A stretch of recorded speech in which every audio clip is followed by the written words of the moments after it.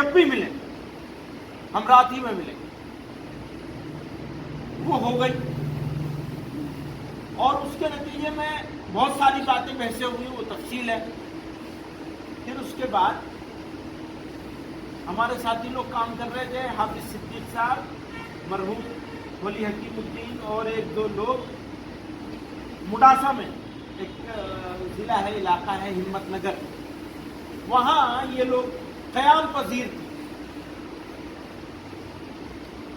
ان کا فون آیا میرے پاس عشاء کے بعد، کئی دنوں کے بعد کی بات ہے، یہ تو ایک دو الگ الگ قصے ہیں. عشاء کے بعد ان کا فون آیا کہ ہمت نگر میں جو مسلمانوں کا محلہ ہے اس پر حملہ ہو گیا ہے، چاروں طرف سے گھیر لیا ہے اور آگ لگانے کی پلاننگ چل رہی ہے، اور ہم لوگ بھی وہی مقیم ہیں، آپ کو بات کرنی پڑے گی اور فوج کے بغیر کام نہیں ہوگا. میں نے اٹل بہاری واجپئی کا پولیٹیکل ایڈوائزر تھے کلکرنی، سدھیندر کلکرنی، ان کو فون کیا، ان کو واقعہ بتایا.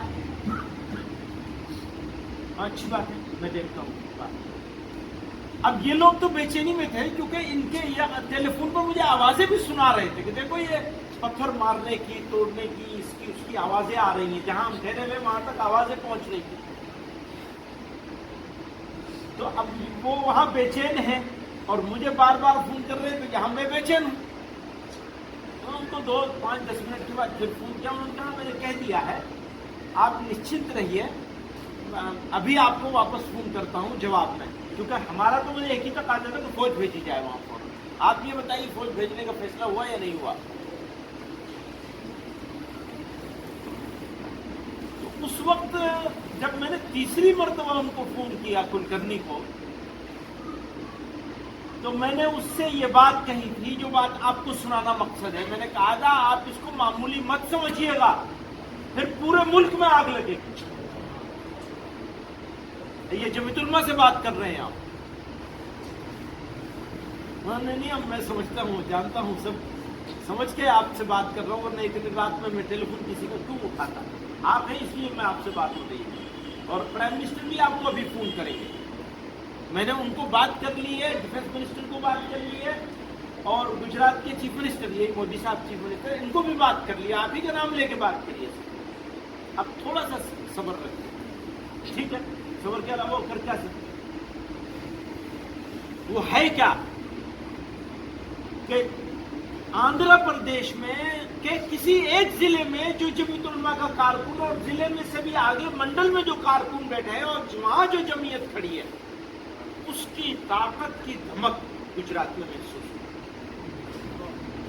اور بنگال اور آسام میں محسوس ہوتی ہے.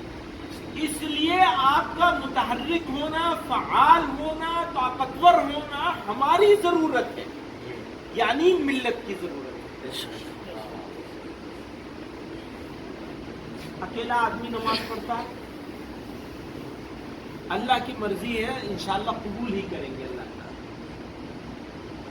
لیکن جماعت کے ساتھ نماز پڑھتا ہے تو قبولیت کا امکان بڑھ جاتا ہے کہ کسی ایک کی قبول ہوگی، اس کے طفیل میں سب کی قبول ہو جائے گی.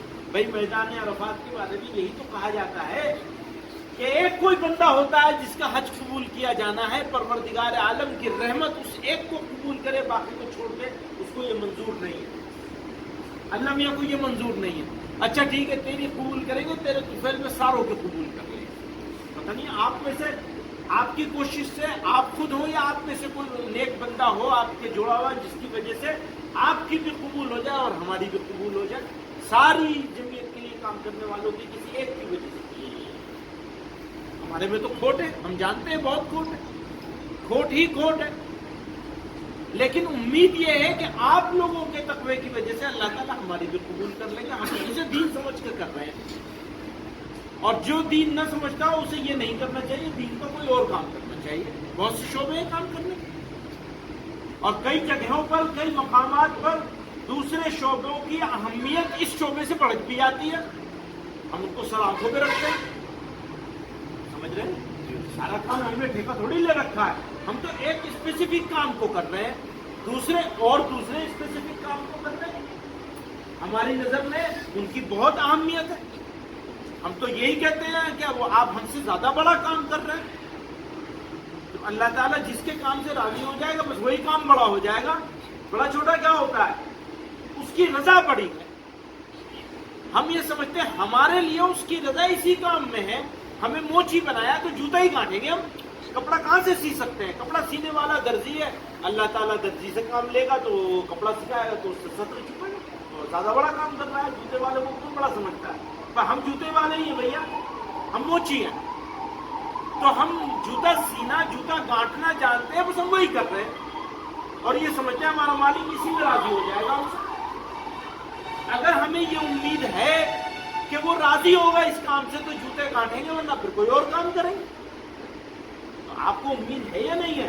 تو مجھے بتائیے کتنی جمعیتیں ایسی ہیں جو اس مثال پہ پورا اترتی ہیں جس مثال پر آندھرا پردیش کی جمعیت علماء اتری ہے, متحدہ آندھرا پردیش. مجھے بتائیے